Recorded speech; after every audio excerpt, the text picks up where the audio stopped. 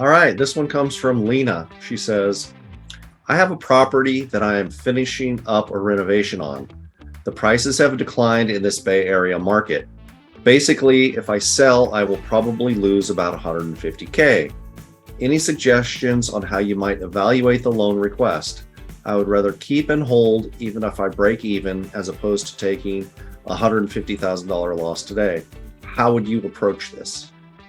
Good question, Lena. Lena, you're not alone. I've been getting a lot of calls lately in the Bay Area and other markets too, but Bay Area specifically because that's where I have a lot of clients. And it's amazing that we haven't even started to see any downturn really compared to what's coming, and people are already starting to lose. So when people say the prices haven't come down, I think they're full of crap because they definitely have come down. And I know a bunch of experienced house flippers in the Bay Area that have like 4 or 5 deals and they're losing on every project now. So people need to wake up and smell the coffee because it's here and it's going to get probably pretty ugly in November, December, and first part of 2023. So Lena, my suggestion is, it sounds like you're thinking about listing it. This is what I would probably do. I would probably at least look at, you can look at a DSCR loan. You can look at doing a conventional loan if you can qualify from a debt to income ratio standpoint. But probably what I would do, and I'm telling a lot of my clients, is to go into a stabilized bridge. So after you've owned the property for 6 months, it sounds like you possibly there.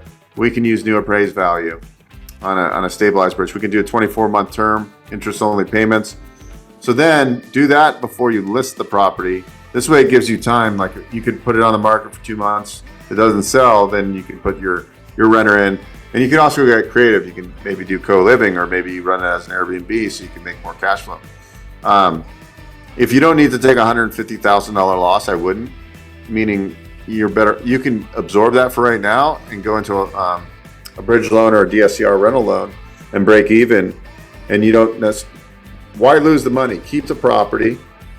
Real estate over time is very forgiving, and probably in 4 or 5 years it's going to be worth a lot more. So if you sold now, you're just shooting yourself in the foot, unless you're going to have a huge taxable 2022 and you could use that write-off. I probably would keep the property, even if you're leaving some cash on the table. It sounds like you're going to leave it in the deal or lose it. So I would just keep the property, and I would look at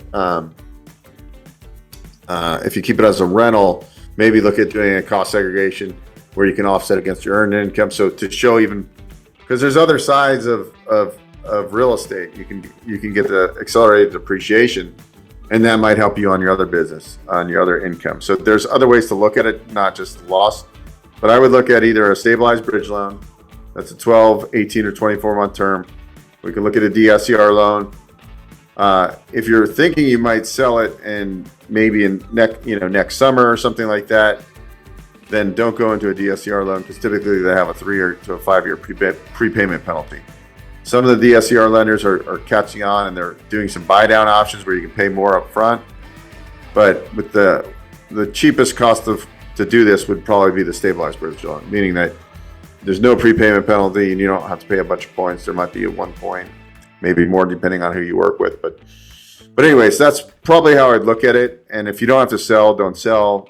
Be creative on getting a higher rent, whether that's a furnished midterm stay, a short-term stay if it's allowed in the area, or possibly co-living, and then you won't take a loss. Maybe it'll be profitable for you at that point. So that's what I would do.